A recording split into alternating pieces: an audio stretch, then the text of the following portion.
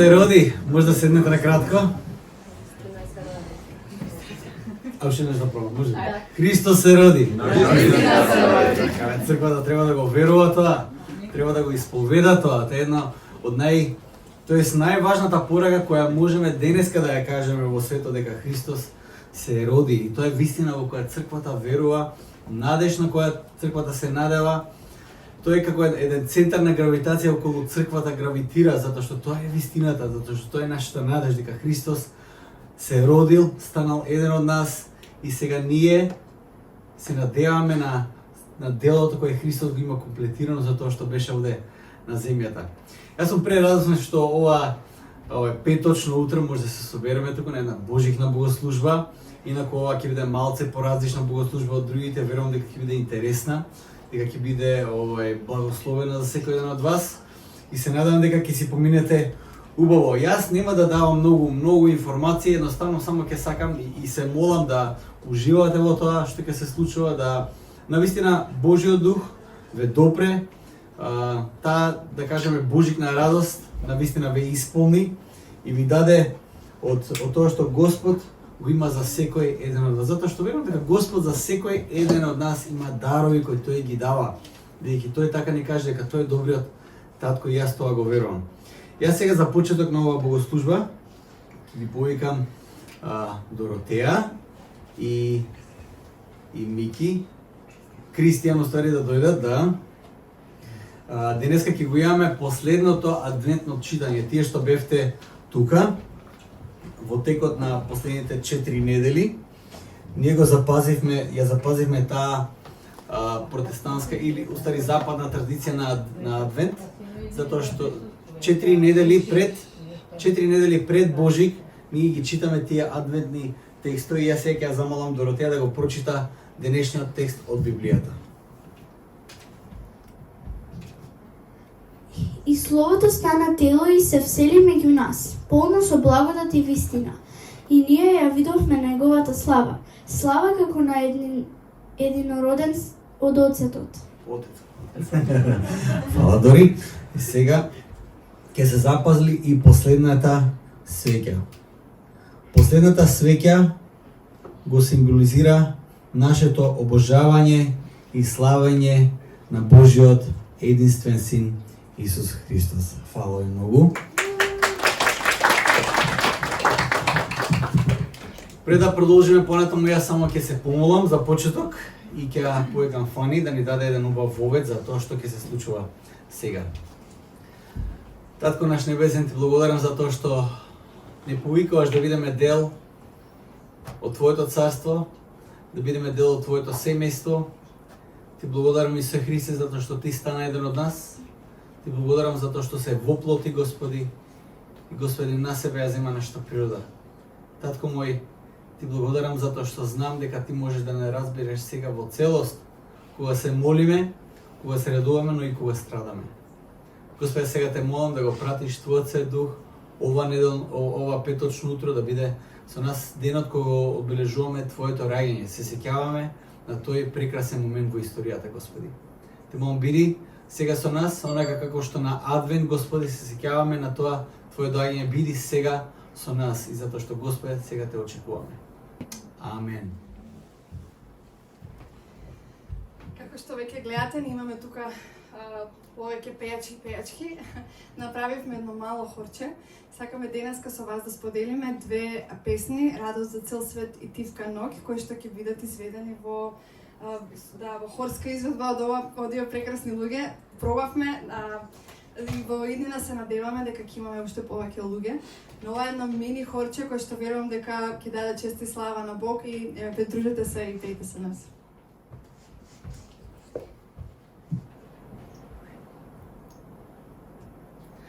Радост за цел свет, слушајте, се роди Спасител. Подгответе ги срцата и земја и небо, ка беа со сел глас, и земја и небо со сиот глас.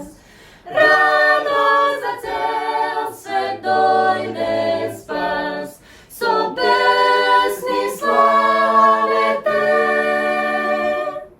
И мориња и реки, и ридови и карпи, со еко декнете, со еко декнете, со екото декнете. Тој владе со праведност и народ издигна. Неговата праведност и чудесна љубов со нив ке царува, со нив ке царува, со нив ке царува.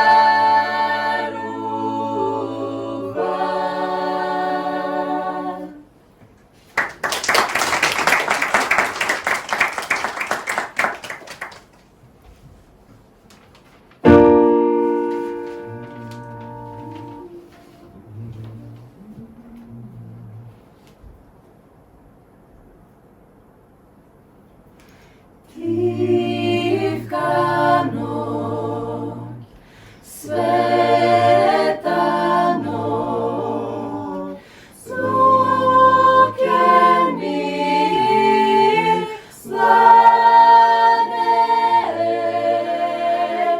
само мудреци по патот одат. Звезда на небо тие следат.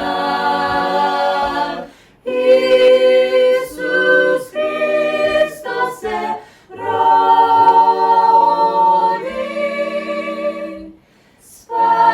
Спасител за сиот свет. Тивка ноќ, света ноќ, слушајте славопор, гласот ангелски хор се лее. Месна радосна нани пее, во височини слава, мир на земјата.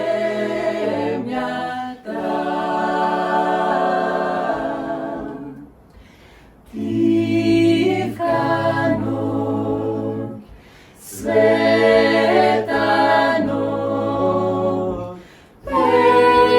земјо весело, чести почит секој да даде.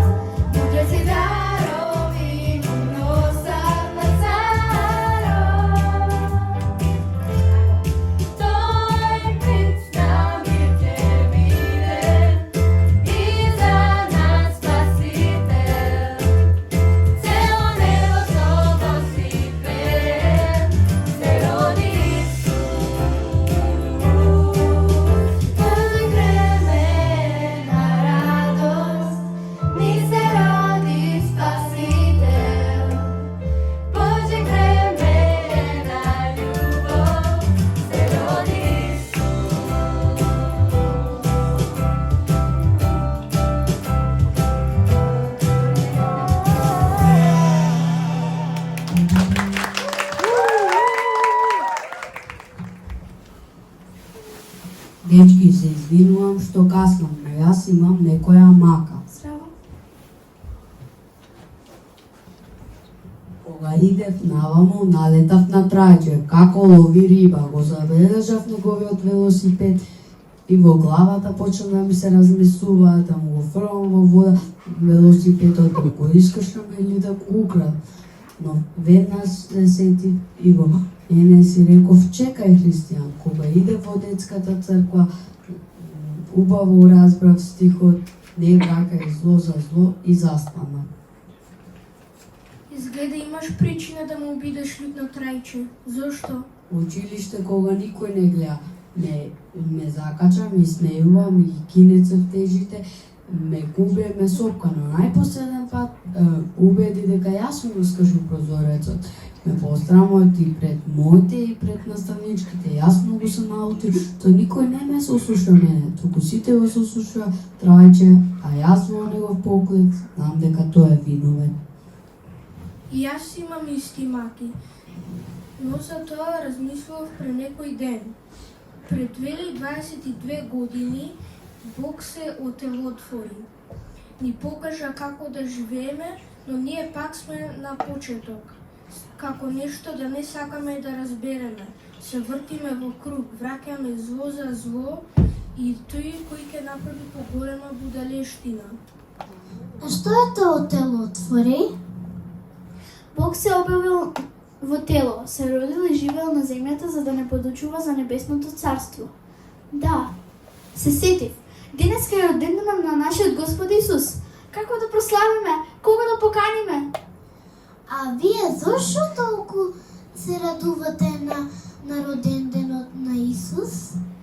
Ние се радуваме за тоа што Исус го има нашиот највреден подарок и тоа е вечниот живот. Пак ништо не разбрав. Треба и јас да имам подарок за Исус? Вечен живот. Што е тоа? Секој треба да одбере дали ќе му го даде своето срце на Исус, за да биде со него вечно. Ако сакаш да ја дознаеш сета вистина, само посетувај детска црква. Најважно е да сватиш дека Исус се објави на земјата ко наш спасител. Јас не постапив како Трајче, туку како мојот спасител Исус.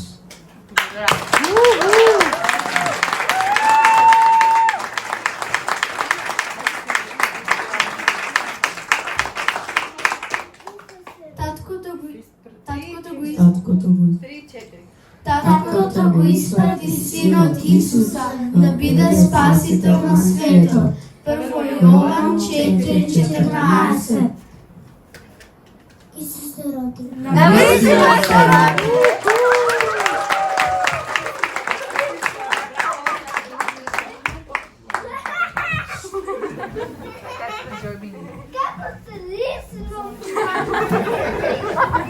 А сега ќе ги повикам, ќе ја пееме песната Ангели пеат и ќе ги повикам оригиналниот тим кој што ја пееше оваа песна пред многу години и не се толку стари, меѓутоа тие ќе ги придржуваат.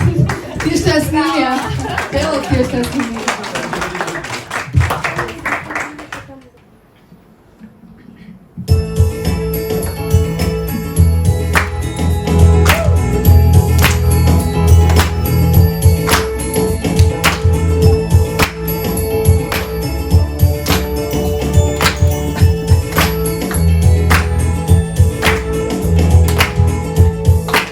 Ангели pera, na diferença do ar,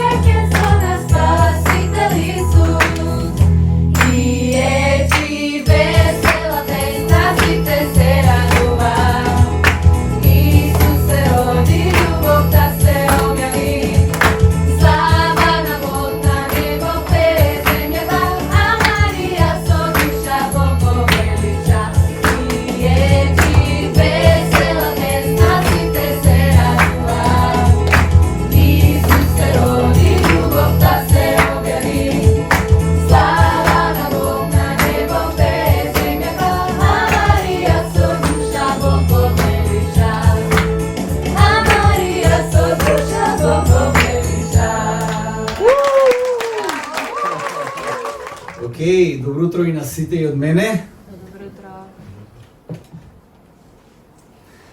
Ја мислам дека повеќе од вас не се наспани од бадниковите обнови изгледа. Океј, Христос се роди. Инаку црквата во историјата се поздравувала со тој поздрав 40 дена после Божик, затоа што црквата се сеќава на тоа што Исус го има направено. Како што Исус им вели на апостолите, тоа што пророците и царевите копнеа да го видат, но не можеа, апостолите имаат таа привилегија да го видат денот Господов, да го видат неговиот помазаник, спасителот на светот. Изверувам дека ние во целост нема да можеме да разбереме овде на оваа земја што тоа значи за нас, која е таа привилегија. На голем дел од луѓето дури и тогаш Исус не беше ништо посебно. Јас секогаш се чудам на тоа да кажеме дека Јован Крстител го гледа Исус и фарисеите и книжниците го гледаат Исус и доаѓаат од тотално различен заклучок. Јован Крстител го гледа Исус и вика: на ово јас не сум достоен и врвките да му ги одврзам. Книжниците и првосвештеникот го гледа и во него гледа закана. Во него гледа закана. И не само тоа, туку заклучува дека Исус тој е исполнет со демони и е слуга на ѓаволот. Колку диаметрален заклучок се случува. А кој е Исус на вистина? Како што заклучивме до сега, јас ќе ви давам едно мало резиме сега на проповедите што ги имавме во оваа адвент серија. Тој е исполнување на сите старозаветни пророштва кои постојат. Ветувањето кое беше дадено на прататкото Авраам, кој се исполни тогаш во тоа совршено време. И за да го разбереме колку долго израелците чекаа, јас реков вака: замислете овде на овие простори, некаде во Скопје, Бог се објави на еден човек пред 2000 години, значи во 0 година се објави и му каже: од тебе ќе дојде оној кој ќе биде спасител на светот и ние сега да бидеме сведоци на исполнување на тоа ветување. Тоа се многу години. И како што кажавме, Божиот народ кој досега чекал едно нешто што треба да научи и треба се потсети секој адвент, секое исчекување на Божи, треба се потсети дека треба да знае како да чека. Затоа што и црквата денес е во исчекување на конечното второ Христово доаѓање на земјата. Доаѓањето на Месијата беше многу неочекувано, или поточно да кажам, многу спротивно од очекувањата кои луѓето го имале за доаѓањето на Спасителот на светот. Бог во Исус прави еден, јас викам вака, прави еден дипломатски бајпас. И ги прескокнува сите тие дипломатски слоеви и се јавува на една тинеџерка по име Марија.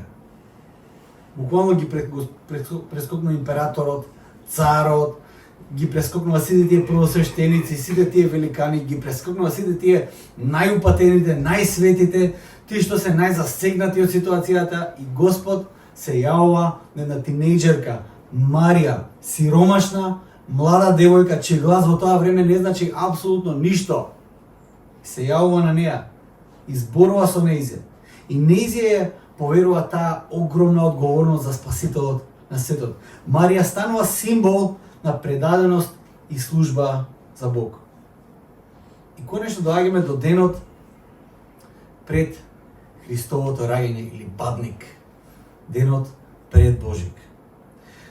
Денот пред Марија да се породи не беше како нашиот ден, овој што го имаме, славиме и така натаму. Да не забораваме дека тие тој ден беа на патешествие од Галилеја до Витлеем, но патешествие кој беше околу 160 км отприлика. Така на магаре, 9 месец трудна Марија.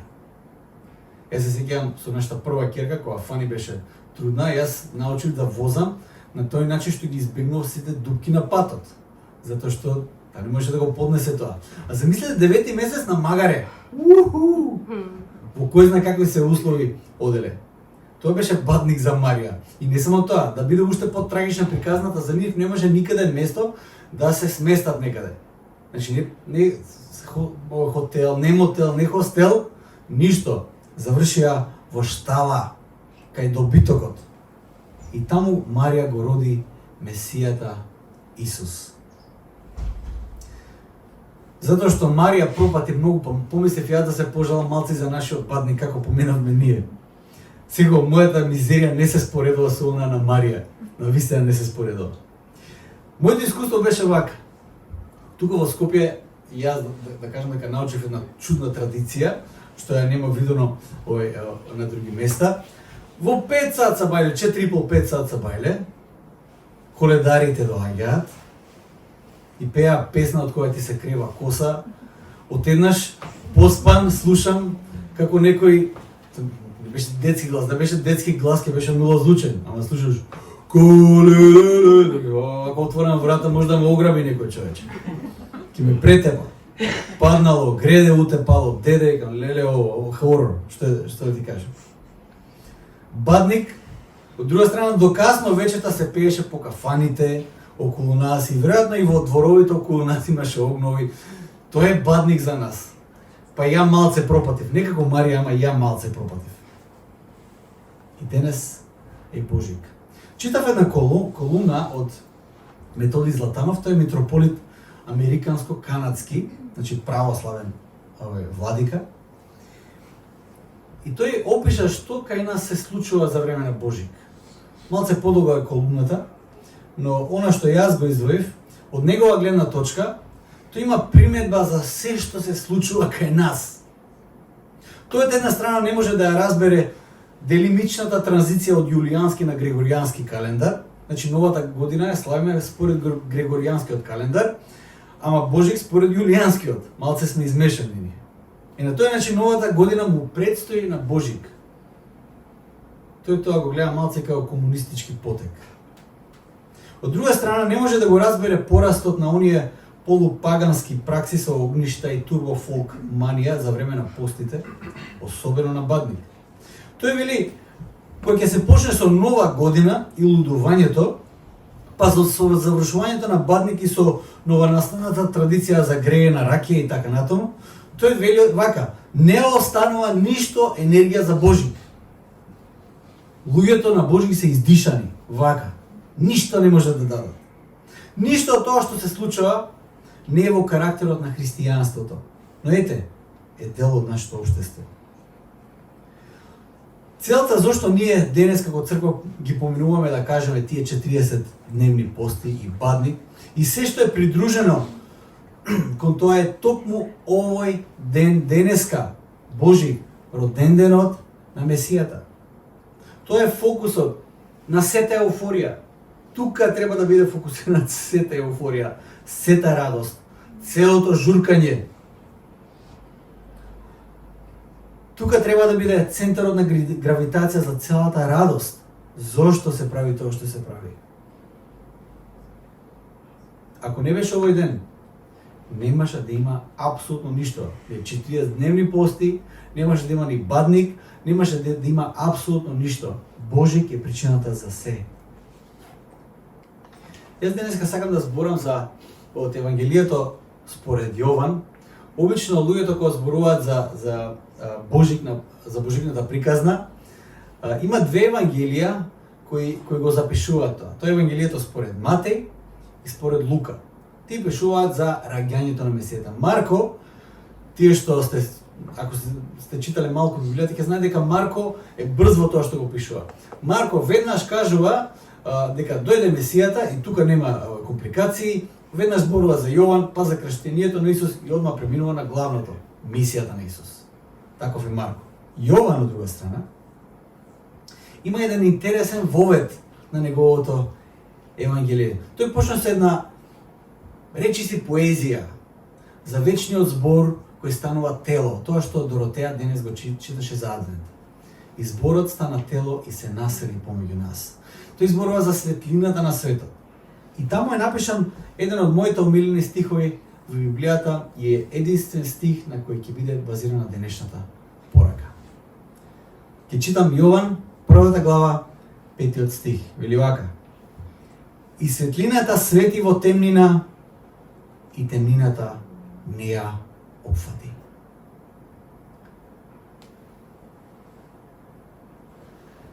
Јас верувам дека во овој стих е содржана целата откупителна историја на земјата. Од друга страна, верувам дека како никој друг стих, во толку јасен и краток опис, не ја објаснува ситуацијата во светот во кој ние се наоѓаме. Овој стих открива еден набој, кој јас верувам дека без разлика на нашата верска убеденост, без разлика на нашата позадина, набој кој сите ние го чувствуваме. Дека светлината свети во темнината. Има еден набој тука во овој стих. Тоа не е стих кој ќе ти предизвика мир, некое топло чувство. Светлината свети во темнината и темнината не успеа да ја обзема светлината. Има еден набој, една ситуација создава овој стих. Дури можеби не можеме да го објасниме со наши зборови соодветно, но тој набој не води во најтешките прашања во животот и не става со многу прашалници. Пример, борбата помеѓу доброто и злото. Можеме да го гледаме во овој стих. Набојот кој го чувствуваме во овој стих е помеѓу темнината и светлината. Како и денот и ноќта, многу лесно може да ги разбереме концептот на темнината и светлината. Јасно се представени. Тоа е нешто што е постојано во нашиот живот. Мораме да застанеме и да размислиме што не представува овој стих. Што овој стих не ни комуницира. Малку негација сега, да видиме што од овој стих не смееме да извлечеме. Ако го земеме само првиот дел од стихот, светлината свети во темнината, и тука застанеме, можеби тоа ќе не потсети на Йин-јанг, на овој кинескот. Го знаете ова знакчето кружното со црно-бели капкички што се испреплетуваат и така натаму? Тоа е кинеската филозофија. Тоа е вечното постоење на Йин-јанг, во кој секој од страните го носи семето на спротивното. Белото го има точката на црното, а црната има точката на белото. Во таа филозофија доброто и злото се во вечна тензија, но не во спротивставени улоги, туку во комплементарни улоги. Според таа кинеска филозофија нема борба помеѓу доброто и злото, туку тие се комплементираат, се надополнуваат едно со друго. Според таа идеја, едното не може без другото. Темнината не може да постои без светлината и обратно.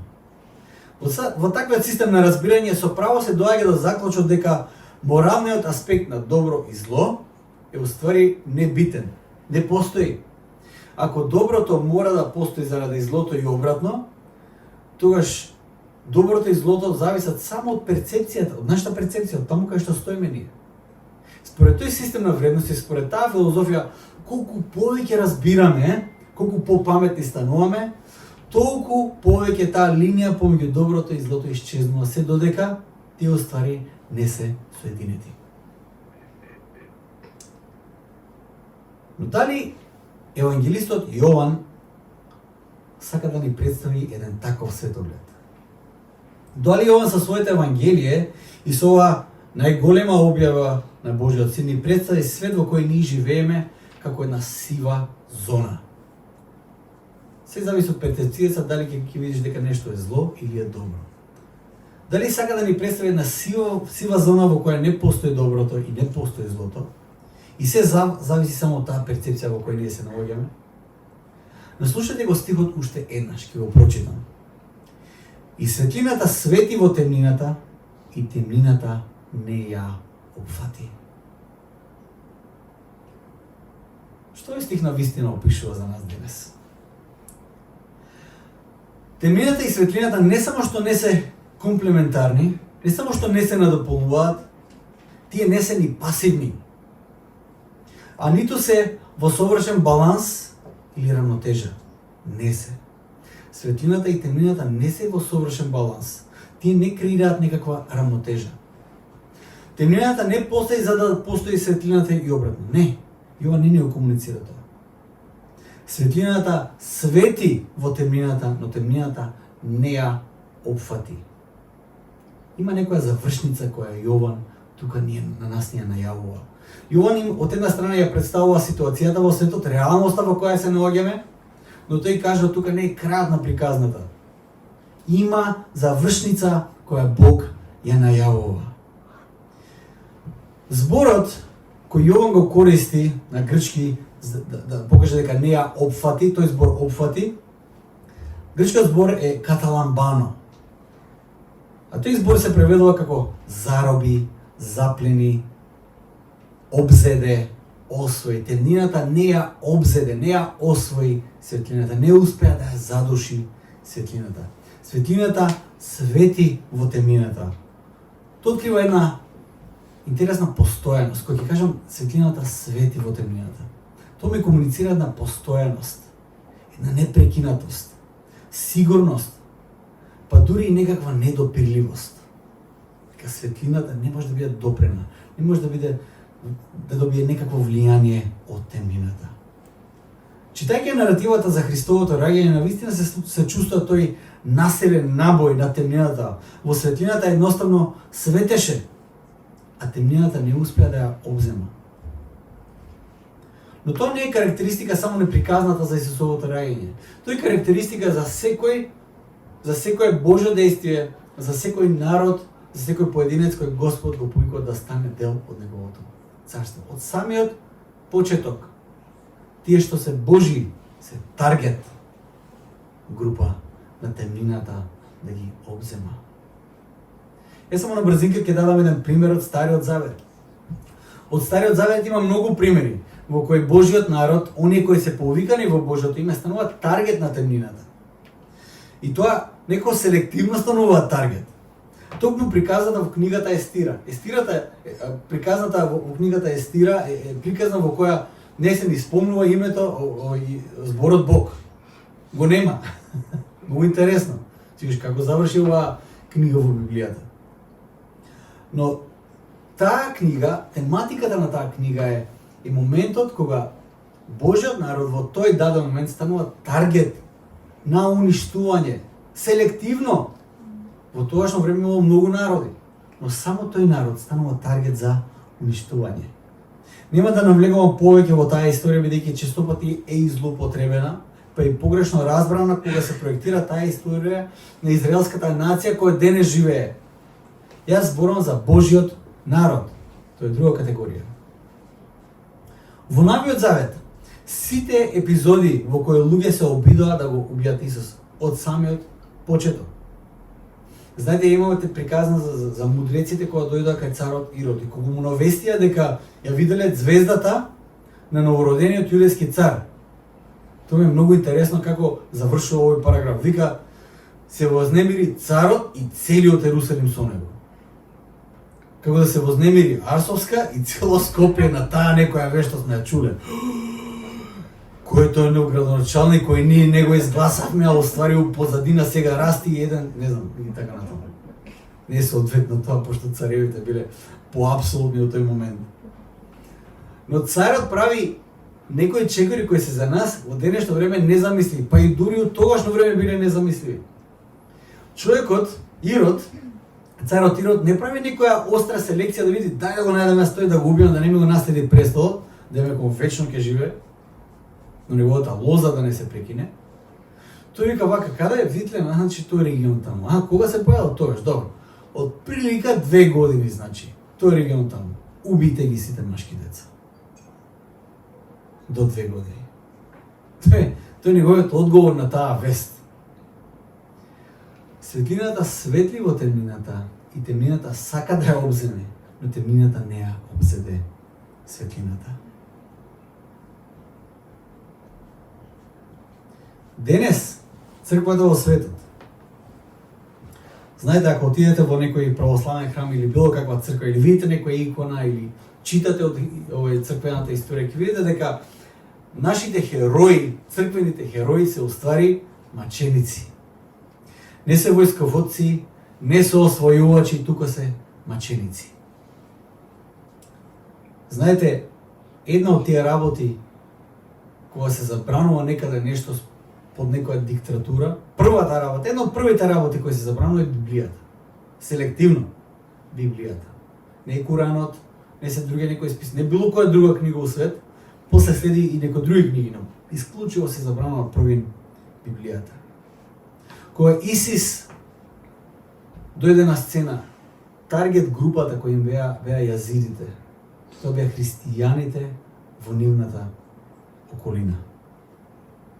Каде што сега ќе одиме со трајче за помалку од месец дена во Конго, во близина таму кај што ќе одиме, пред неколку денова имаше бомбашки напад во ресторан. Таргетот во тој ресторан беа христијаните. После богослужба се собрале, после Божигна богослужба и таму имаше напад на бомба. Тоа не го кажам за да потикнам или охрабрам некаков групен идентитет на жртва. Дај се ние да плачеме за самите себе, да се оплакуваме затоа што немаме чаре. Тоа во никој случај не го кажам. Нито тоа ми е некаква намера сега. Нито на тоа не повикува Библијата. Библијата на нас не повикува сега да кажеме вака: плачете и ридајте затоа што сите ние сме жртви. Библијата нема таков повик за црквата. Заклучокот на библиската наратива е она што апостол Павле го заклучува во 8 глава во Римјаните, набројувајќи ги сите тие нешта, тие нормални нешта по кои поминува и он и црквата заедно со него, каде што во 8 глава 35 до 37 стих тоа вели вака: кој ќе не одвее од љубовта кон Христос? Дали неволја или маката или прогонот или гладот или голотијата или погибелта или мечот? Апостол Павле наброја многу нешто од кои никој од нас не ни поминал некој од тие работи. Апостол Павле вика вака: ние поминуваме низ тие нешта. Па што? Што да правиме сега? Да плачеме? Да се жалиме, да изигруваме светски жртви? Да кажеме ние сме таргет групата? Не. Апостол Павле вели како што е напишано: заради тебе секогаш не убиваат, не сметаат како овци за клање. Тоа била поговорка во првата црква. Замислете. Апостол Павле го заклучува овде вака: но во сето тоа стануваме повеќе од победници преку оној кој не возлюби. Павле не само што не повикува да бидеме губитници или жртви, тој ни кажува ние во сите тие нешта сме победници и повеќе од победници. Токму затоа што светлината свети во темнината, а темнината не ја опфати. За денес сакам да научиме 3 важни нешта од тој еден стих. Прва работа. Треба да разбереме дека во светот има темнина. Дека во светот е во темнина. Може би си кажете, па добро го знаеме тоа. Ама знаете ли што? Не го знаеме. Ние многу забораваме. Може би ќе се прашате како може злото да постои. И знаете ли што Библијата го одговора тоа прашање? Но нас може би нема да ни се допадне одговорот. Но мракот е вистинската состојба во која се наоѓа светот. Тоа што викаме ние default mode не е некоја човечност за која ние сега се бориме и протестираме, не е човечноста. Мракот е default mode. Кога зборуваме за човечкото срце, Исус не кажа човечкото срце е розово и прекрасно, изобилува со љубов. Исус не го кажа тоа. Вели од човечкото срце извираат сите најгрозни нешта. Од срцето на човекот извираат убиства, алчности. И знаете ли што, кога Исус ги наброја тие работи, јас најголем дел од тие работи можам во моментов да ги видам во моето срце, како извираат од таму. Default mode, таа нормална состојба на светот е да биде во мрак, затоа што светот е во мрак, е во робство. Со Доротеја ве неколку изминати денови гледавме еден серијал од Втората светска војна и таа едноставно не може да разбере како може луѓето толку лесно да се убиваат. Ако гледате некој серијал од Втората светска војна, мислам, Втората светска војна не е многу одамна. Но може би од оваа гледна точка и тоа не е далеко. Се случува пред 80 години со генерации кои не знаеле многу, ние сега сме поцивилизирани и слично. Овие денови гледав еден од филмовите на серијалот The Hunger Games, не знам дали сте го гледале, и го гледав последното продолжение. Во тој филм е прикажано злото, како доаѓа не од оние гадни и грозни места од каде што може да очекуваме злото да извира, туку од чисти канцеларии, од цивилизирани луѓе, од таму извира злото. Таму е ствари централната точка во каде што е организирано злото.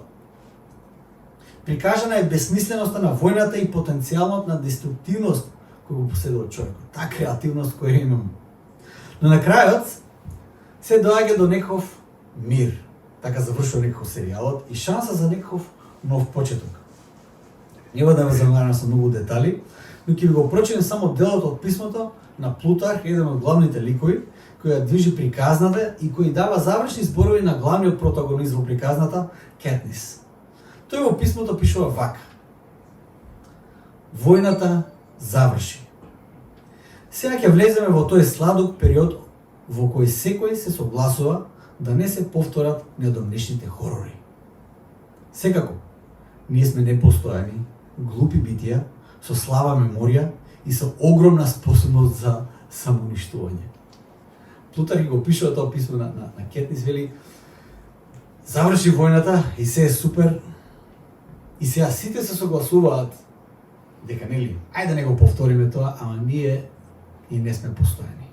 Брзо забораваме, имаме неверојатно способност за самоуништување. Луѓето забораваат. Втората светска војна не беше далеко на нас и мислиме дека е водена од генерации кои не знаеле многу, кои биле неедуцирани, овие па слепо ги следеле и така натаму. Сте слушнале за Дженифер Вениш? Не се слушнале. Ќе ви кажем кој е тоа. Тоа е жена која живее во наше доба и добро позната личност од пред неколку години. Германка која се омажила за ИСИС борец во Ирак и обвината во Германија на 10 годишен затвор затоа што 5 годишно јазиди девојче кој било нивна робинка, патем, го врзале за дрво да седи на сонце, после која казна девојчето починало од дехидрираност. Ја казниле затоа што се измочила во каки. Ја врзале за дрво и таму девојчето дехидрирало. Германка, цивилизирана. Светот е темно место. Тоа се обидам да ви го кажам. Тоа е првата работа која мора да ја разбереме. Темнината е активна. Можеби не можеме лесно да ја дефинираме или одвоиме, но е активна. Темнината сака да обземе. Јас не сум исклучок во цела оваа драма. Во секој аспект од мојот живот, во секој делче од моето срце, темнината постојано ме демне и се обидува да навлезе и да обземе. Љубовниот однос со Фани да се претвори во арена на надморки. Константно е таа борба. Тој љубовен однос кој го градиме макотрпно, темнината се обидува да го претвори во арена на надморки. Желбата Дори и Хана да напредуваат лесно може да се претвори во лечење мои комплекси од детството. Лесно.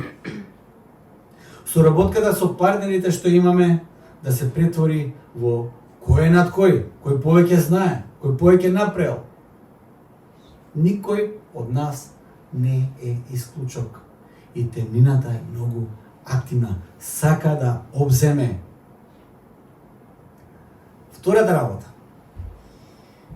И покрај темнината во која светот се наоѓа, Господ доаѓа со својата чудесна светлина и свети. Светлината наспроти темнината не обзема, туку свети. Таа непрекинато, постојано свети. Секогаш кога ќе се запрашаме каде е Бог сега да изреагира и му нудиме на Бог опции за како да изреагира, тоа во суштина е понуда на Бог да работи на начин на кој работи темнината. Знаете, ние сме осветољубиви, жедни за правда битија, ама и осветољубиви. Кога ќе видиме некоја неправда, веднаш имаме неколку идеи како да се справиме со таа неправда. Кога ние ќе направиме некоја неправда од друга страна, имаме многу идеи како да се сокрие таа неправда, да не бидеме казнети. Такви битија сме ние. Многу лесно на Бог му даваме предлози како да се справи со некоја ситуација. Но Бог не подлегнува на тие провокации. Во суштина Бог работи на начин на кој не работи темнината. Кога ќе погледнеме Исус, тој работи на начин на кој само светлината може да работи. Тој не се роди во замок, на удобно место. Тој не се стремеше кон некоја политичка значителна позиција, иако сака да го крониса за цар. Тој побегна. Тој не изгради армија, иако верувам дека имаше многу харизма за тоа да го направи. Многу лесно можеше да го направи. Тој не се спротивстави на насилството со насилство. Тој не го направи тоа. Иако можеше тоа да го направи. Па дури на еден им кажеш, мислиш дека не можам да ги повикам ангелите да дојдат да ме одбранат? Мислиш дека не можам?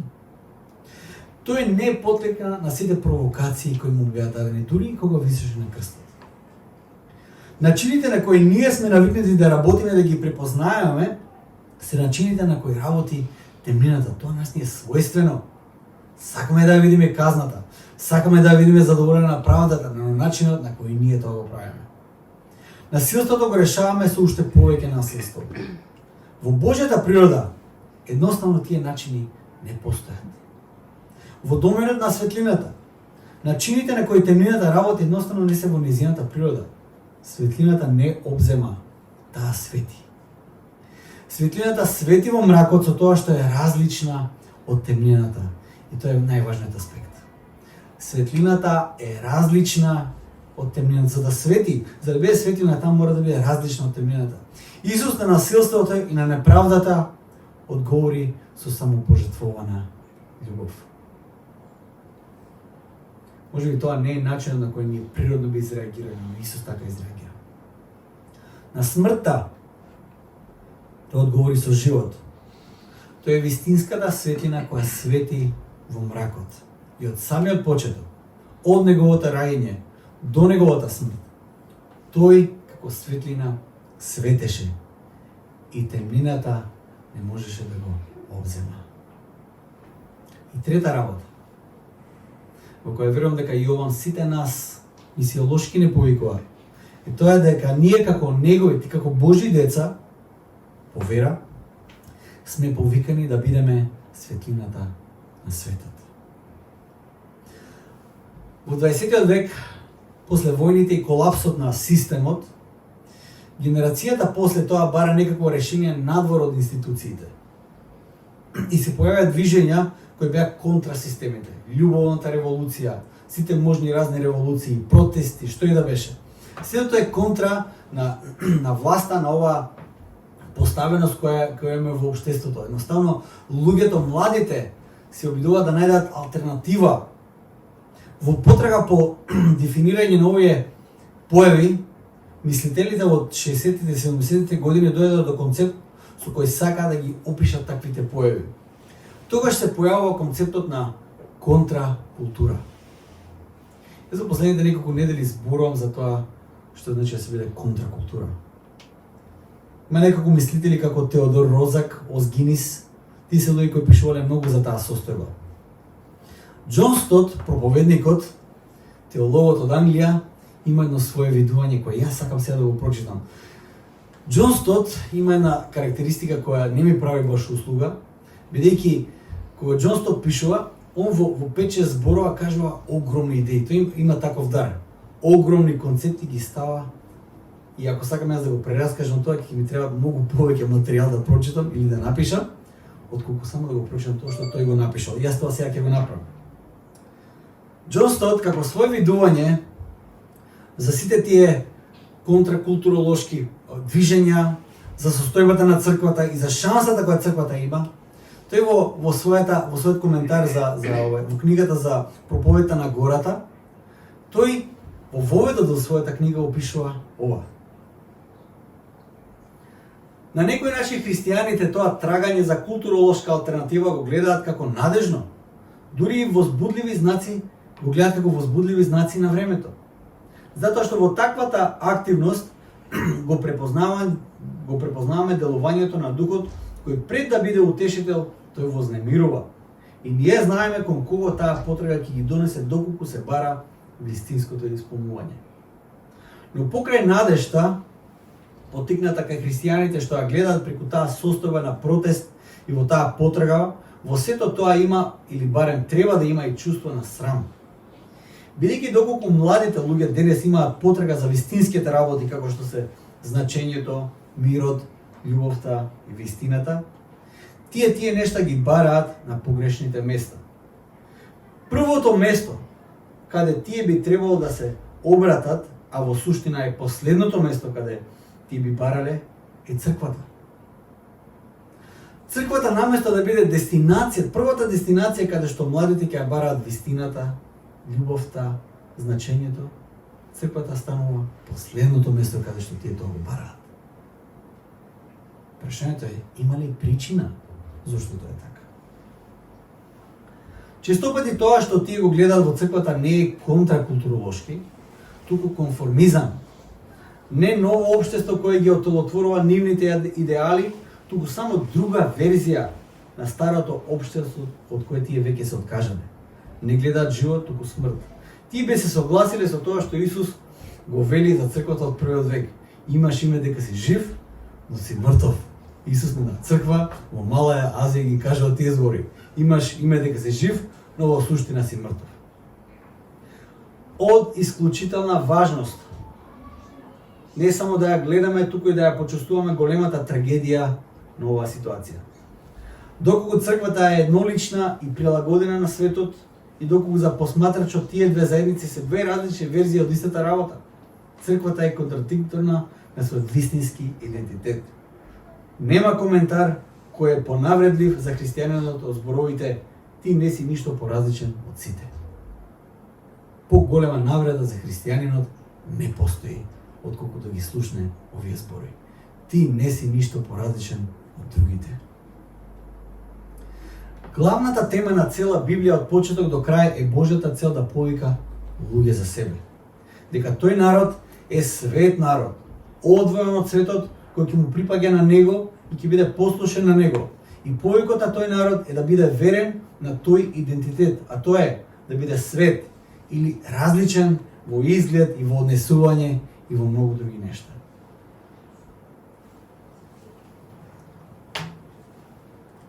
Како и Исус во првиот век, повикот за нас денес, и се надам дека и ова моја божитна порака ќе биде инспирација за секој еден од нас тука. А тоа е да бидеме светлина на светот. Светлина која ќе свети во темнината и темнината нема да ја обземе. Да бидеме светлина која ќе свети во темнината и темнината нема да им може ништо. Тоа е божигната порака во еден стих. Дека светеше Исус кога беше на земјата, светеше најсилно што може да се свети. И темнината секоја алтернатива која му беше понудена. Првим преку искушенијата во пустината 40 дневни ги одби. Преку понудата од народот да стане цар, одби. Преку свештениците и преку книжниците и фарисеите, одби. Понудата на Петар дека не мора да страдаве, не збори така, сега ќе нема да страдаш ти, Исус ја одби. Затоа што тој беше светлина кој светеше во мракот и темнината не го обзема. На нас стои истиот повик. Да бидеме светлината на светот. Јас би сакал тоа да биде како еден wake-up call. Еден глас за будење на црквата, не само на оваа црква, за сите цркви кои се во овој регион.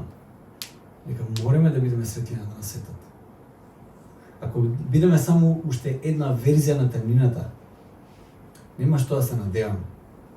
Мораме да бидеме светлината на светот. Понекој што е тешко, затоа што темнината пружа отпор. Често пати. И тоа од внатре, не од надвор. Најголемите битки кои ги имаме се од внатре. Но нека останеме светлината на светот. Онека како што Исус беше верен до крај, така и ние да останеме верни до самиот крај. Ајде се молиме.